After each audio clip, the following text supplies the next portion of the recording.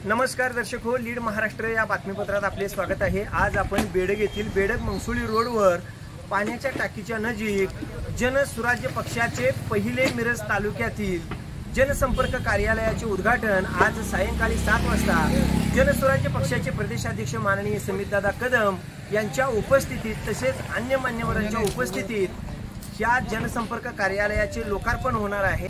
आणि इथून अनेक लोकांचे प्रश्न जे मिरज पूर्व भागातील असतील, स्थानिक लोकांचे असतील, हे प्रश्न सुटणार आहेत। आणि जनसुराज्य पक्षाचे प्रदेशाध्यक्ष माननीय समितदादा कदम हे उपस्थित राहणार आहेत आणि त्यांच्याच माध्यमातून येथे काही पक्ष प्रवेश सुद्धा होणार आहेत। म्हणजेच जनसुराज्यकडे हा ओढा हा वाढलेला आहे आणि जनसुराज्यमध्ये सध्या बरंच इनकमिंग चालू आहे।